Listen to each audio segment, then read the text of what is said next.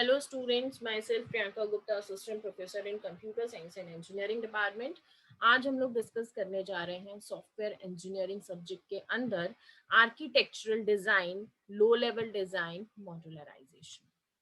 सो एक बार देख लेते हैं क्या होता है आर्किटेक्चरल डिजाइन, फिर उसके बाद हम लोग देखेंगे क्या होता है लो लेवल डिजाइन और उसके बाद हम लोग देखेंगे क्या होता है मॉड्यूलराइजेशन। डिजाइनिंग से रिलेटेड और भी वीडियोस मेरे चैनल पे अपडेटेड हैं, आप चाहें तो उनको विजिट कर सकते हैं। So first of all, we have architectural design. The software needs the architectural design to represent the design of software. किसी भी सॉफ्टवेयर के डिजाइनिंग को अच्छी तरीके से समझाने के लिए हमको आर्किटेक्चरल डिजाइन की जरूरत पड़ती है, क्योंकि आर्किटेक्चरल डिजाइन क्या करता है, आपके पूरे सिस्टम के स्ट्रक्चर को रिप्रेजेंट करता है। IEEE defines that architectural design as the process of defining a collection of hardware and software components and their interfaces to establish the framework for the development of a computer system. तो ये क्या है, एक process है जो कि क्या है, प्रोसेस क्या करता है, डिफाइन करता है किस चीज को, हार्डवेयर और सॉफ्टवेयर कंपोनेंट्स के कलेक्शन को। तो आर्किटेक्चरल डिजाइन जो है कुल मिला के आपके सारे हार्डवेयर कंपोनेंट्स, आपके सारे सॉफ्टवेयर कंपोनेंट्स, इन सारी चीजों को मिला के और इनके बीच में एंड देयर इंटरफेसेस, और उनके जो इंटरफेसेस हैं जिसके थ्रू एक सिस्टम को हम डेवलप कर पा रहे हैं, वो सब चीजें हमारी मिलाकर क्या कहलाती हैं, आर्किटेक्चरल डिजाइन कहलाती हैं। अगर मैं आपको एक जनरल टर्म्स में समझाऊं सीधे सीधे, तो आर्किटेक्चरल डिजाइन क्या है आपका, आर्किटेक्चरल डिजाइन आपके पूरे सॉफ्टवेयर के स्ट्रक्चर को, पूरे आर्किटेक्चर को रिप्रेजेंट करता है, चाहे मैं उसमें सॉफ्टवेयर की बात करूं, चाहे मैं उसमें हार्डवेयर की बात करूं, और वो किस तरीके से इंटरफेस उनके बीच में बन रहा है ना, वो सारी चीजें किसके अंदर आती है, आर्किटेक्चर के अंदर आती हैं। उसके बाद में हम लोग यहाँ पर देखेंगे कुछ आर्किटेक्चरल स्टाइल्स। जब हम किसी भी सॉफ्टवेयर का आर्किटेक्चर तैयार कर रहे हैं, एक आर्किटेक्चर डिजाइन हम तैयार कर रहे हैं, तो उसको बनाने के तरीके भी होते हैं अलग अलग।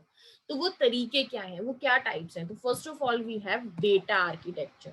तो डेटा आर्किटेक्चर में क्या होता है कि एक सेंट्रल रिपोजिटरी टाइप बना दिया जाता है डेटा का, एक डेटाबेस बना दिया जाता है जो सेंट्रल होता है, और बाकी के जितने भी मॉड्यूल्स होते हैं वो उस डेटा रिपोजिटरी को, उस डेटा स्टोर को एक्सेस करते हैं, और वहां से वो डेटा को एक्सेस करते हैं किसी भी चीज के लिए। जब भी कोई ऑपरेशन, कोई फंक्शन, कुछ भी परफॉर्म होना है, तो वहीं से जो है डेटा को एक्सेस किया जाता है, तो वहीं से डेटा को जो है एक्सेस किया जाता है। ठीक है, तो इसको हम क्या बोलते हैं, डेटा आर्किटेक्चर। इसको मैं एक पिक्चर के थ्रू आप लोगों को रिप्रेजेंट कर सकती हूँ। तो ये यहाँ देखो, एक डेटा सॉफ्ट स्टोर इस तरीके से सेंट्रल में बना दिया गया है, और बाकी के सब सॉफ्टवेयर जो है इसी से डेटा को क्या कर रहे हैं, एक्सेस कर रहे हैं। तो ये क्या है, आपका डेटा आर्किटेक्चर है। फिर है डेटा फ्लो आर्किटेक्चर। तो इस तरीके के डेटा फ्लो आर्किटेक्चर कब बनाए जाते हैं, जब एक मॉड्यूल का आउटपुट दूसरे मॉड्यूल के लिए क्या बन रहा हो, इनपुट बन रहा हो। लिखा भी है यहाँ पे, this kind of architecture is used when input data to be transformed into output data through a series of computational manipulative components. जब एक कंपोनेंट का जो आउटपुट आ रहा है वो दूसरे के लिए क्या बन जाए, इनपुट बन जाए। और इस तरीके की जो रिलेशनशिप है मॉड्यूल्स या कंपोनेंट्स के बीच में, जब हम उसको ध्यान में रख के उस तरीके से डिजाइनिंग करते हैं, तो उसको हम क्या बोलते हैं, डेटा फ्लो आर्किटेक्चर बोलते हैं। जैसे कि यहाँ पर एक पिक्चर है, अब इस पिक्चर को, ये जो एग्जांपल है मैं इसको डिफाइन करूंगी।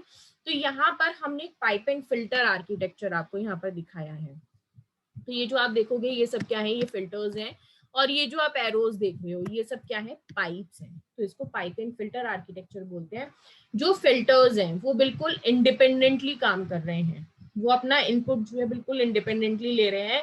कहीं भी किसी भी फिल्टर में अपने आप से कोई प्रोसीजर, कोई आउटपुट, कोई इनपुट, कुछ भी अपने आप से जनरेट नहीं हो रहा है। वहाँ पे जो भी पाइप के थ्रू फ्लो होकर आ रहा है, फिल्टर उसको एक्सेप्ट कर रहा है और उसी के अकॉर्डिंग आउटपुट वो अपना प्रोवाइड कर रहा है। और पाइप्स क्या कर रहे हैं, पाइप्स किस लिए यूज किए जा रहे हैं, यहाँ पे डेटा को ट्रांसमिट करने के लिए, एक फिल्टर से दूसरे फिल्टर, या हम बोले एक कंपोनेंट से दूसरे कंपोनेंट। ठीक है, तो इस तरीके से जो है पाइप एंड फिल्टर आर्किटेक्चर जो है तैयार हो रहा है। किसी भी फिल्टर को यहाँ पे मैं पिक्चर में देखूं तो किसी भी फिल्टर को किसी नेबरिंग फिल्टर से कोई मतलब नहीं है कि उसका प्रोसीजर क्या है, उसकी डिजाइनिंग क्या है, उसका आउटपुट क्या है, उसका इनपुट क्या है, कुछ मतलब नहीं है। यहाँ पे फिल्टर्स जो है वो हर फिल्टर अपने आप में इंडिपेंडेंट वर्क कर रहा है और पाइप्स के थ्रू जो डेटा मिल रहा है उसको वो सीधे सीधे फिल्टर कर रहा है, जो भी उसका मैकेनिज्म है उसके अकॉर्डिंग वो फिल्टर कर रहा है। तो यहाँ पर हमने देखा कि एक से जो आउटपुट निकला, एक फिल्टर से जो आउटपुट निकला वो दूसरे फिल्टर के लिए क्या बन गया, इनपुट बन गया। इसी तरीके से इस फिल्टर का जो आउटपुट निकला वो दूसरे फिल्टर के लिए क्या बन गया, इनपुट बन गया। तो यहाँ पर क्या हो गया, जो भी डेटा फ्लो हो रहा है, जो भी डेटा फ्लो हो रहा है उसके बेसिस पे हमने एक आर्किटेक्चर तैयार किया है, इसलिए इसको क्या बोला जाता है, डेटा फ्लो आर्किटेक्चर बोला जाता है। Next we have layered architecture. तो लेयर्ड आर्किटेक्चर में क्या होता है कि हमने क्या करा कि लेयर्स में डिवाइड कर लिया पूरे सिस्टम को और हर लेयर का अपना एक टास्क असाइन हो गया। ठीक है, तो जैसे कि अगर मैं आपको डायग्राम यहाँ पर दिखाती हूँ तो पूरे सिस्टम को हमने डिफरेंट डिफरेंट लेयर्स में डिवाइड कर दिया। अब ये जो सबसे अंदर है दिस इज कोर, उसके बाद utility layer, then application layer and after that जो आउटर लेयर है उसको क्या बोलते हैं, यूजर इंटरफेस लेयर बोलते हैं। तो अगर मैं यहाँ पर देखूं जो आउटर लेयर है, आउटर लेयर में क्या हो रहा है कि कंपोनेंट्स क्या कर रहे हैं, यूजर इंटरफेस ऑपरेशंस को परफॉर्म कर रहे हैं। ये देखो यूजर इंटरफेस लेयर, तो ये यूजर इंटरफेस ऑपरेशंस को परफॉर्म कर रहे हैं। जो इनर लेयर्स हैं वो क्या कर रही हैं, आपकी ऑपरेटिंग सिस्टम इंटरफेसिंग का काम कर रही हैं। तो ये जो है आपका, ये जो यूटिलिटी लेयर है ये आपका क्या कर रही है, जो भी ऑपरेटिंग सिस्टम के साथ इंटरफेस हो रहा है वो किसकी रिस्पॉन्सिबिलिटी है, इनर लेयर की रिस्पॉन्सिबिलिटी है। अब जो इंटरमीडिएट लेयर्स हैं उनका काम क्या है, यूटिलिटी सर्विसेज और एप्लीकेशन सॉफ्टवेयर। तो सबसे आउटर का क्या काम हो गया, यूजर इंटरफेस लेयर हो गया। सबसे अंदर का क्या काम हो गया, ऑपरेटिंग सिस्टम इंटरफेस हो गया। अब जो मिड में बचती हैं दो लेयर्स हमारे पास, मिडल लेयर्स जिनको हम बोल रहे हैं, उनका काम क्या है, आपका जो यूटिलिटी सर्विसेज हैं वो प्रोवाइड करना और एप्लीकेशन सॉफ्टवेयर फंक्शंस को प्रोवाइड करना। तो इस तरीके से हमने पूरे सिस्टम को लेयर्ड फॉर्म में रिप्रेजेंट किया, जिसको क्या बोला, लेयर्ड आर्किटेक्चर बोला। तो इस तरीके से जो है हमने ये डिजाइनिंग को समझा कि किस तरीके से हम आर्किटेक्चरल डिजाइनिंग कर रहे हैं और क्या क्या स्टाइल्स हैं आर्किटेक्चरल डिजाइनिंग बनाने के लिए। उसके बाद में हम लोग आ जाते हैं लो लेवल डिजाइनिंग, या फिर हम इसको शॉर्ट में बोल सकते हैं LLD। So it is a component level design process that follows a step by step refinement process. ये क्या होती है, सबसे पहले कंपोनेंट लेवल डिजाइनिंग होती है, कंपोनेंट लेवल पे जाकर डिजाइनिंग की जाती है। ये LLD डिजाइनिंग जो होती है, जहां पर हम एक्चुअल सॉफ्टवेयर के कंपोनेंट्स को क्या करते हैं, डिजाइन करते हैं। During the detail phase the logical and functional designing is done. तो यहाँ पे लो लेवल डिजाइनिंग होती है, इसमें हम छोटी छोटी चीजों का ध्यान रख रहे हैं, कंपोनेंट्स का ध्यान रख रहे हैं, कंपोनेंट्स का ही हम यहाँ पर डिजाइनिंग कर रहे हैं। जो भी लॉजिक्स हैं, जो छोटे छोटे से फंक्शंस हैं, हम उनको यहाँ पर फोकस कर रहे हैं।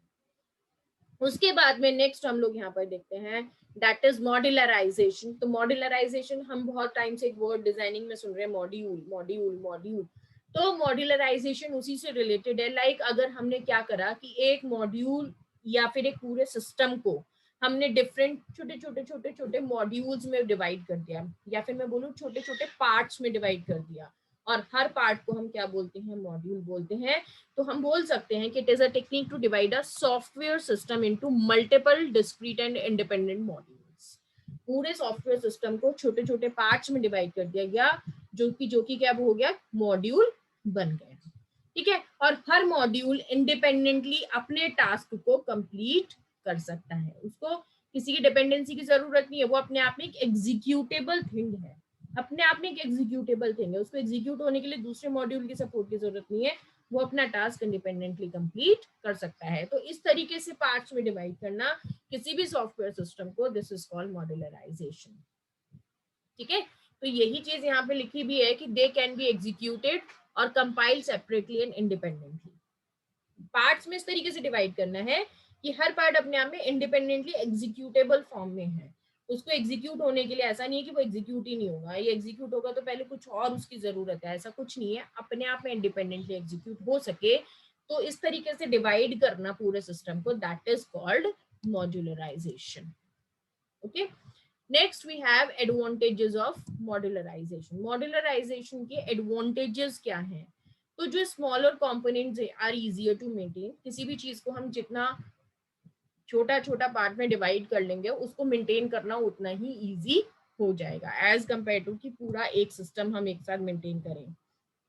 Programme can be divided based on functional expects, functions के बेसिस पे। लाइक अगर किसी का लाइक लॉगिन होना है तो हमने उसको एक लॉगिन का मॉड्यूल अलग बना दिया, अगर रजिस्ट्रेशन होना है तो रजिस्ट्रेशन का मॉड्यूल अलग बना दिया। तो इस तरीके से जो भी फंक्शंस हैं, फंक्शन सिमिलर फंक्शंस को हमने एक मॉड्यूल में डिवाइड कर दिया इस तरीके से। Desired level of abstraction can be brought in the program. तो मॉड्यूल्स में हम देखते हैं कि किस तरीके की एब्स्ट्रैक्शन हमको चाहिए, कितनी इंफॉर्मेशन हमको दिखानी है, कितनी इंफॉर्मेशन हमको छुपानी है, उसके अकॉर्डिंग हम मॉड्यूल्स को डिवाइड करते हैं।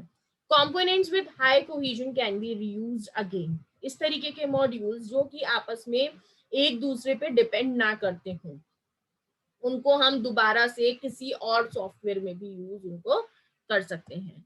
Concurrent execution can be made possible, क्योंकि हर मॉड्यूल अपने आप पे इंडिपेंडेंटली एग्जीक्यूट हो सकता है, उसे किसी दूसरे मॉड्यूल की नीड नहीं है एग्जीक्यूट होने के लिए।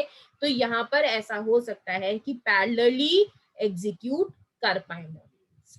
तो ये सब थे मॉड्यूलराइजेशन के कुछ advantages. So thank you class, thank you so much. हम स्टॉप करते हैं इस वीडियो को यहीं पर, और उसके बाद हम मिलते हैं फिर नेक्स्ट वीडियो में